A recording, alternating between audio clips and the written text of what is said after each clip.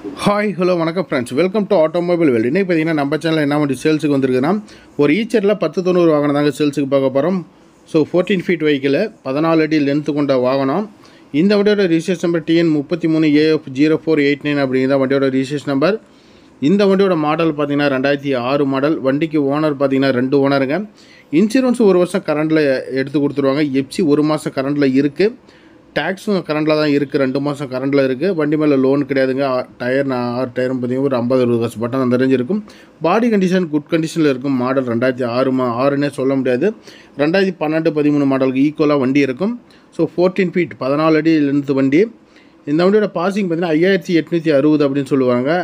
5860 பாசிங்கு. தொட்டி ஹைட்டாக கூட சூப்பராகவே இருக்கும். உங்களுக்கு டைமென்ஷனுடன் நீட்டாகவே இருக்குங்க. டயர் எல்லாமே பாருங்கள், வண்டியில் எந்த விதமான வேலைப்பாடு அந்த மாதிரி எதுவுமே கிடையாது. லோ மாடல் மாதிரியே தெரியாது.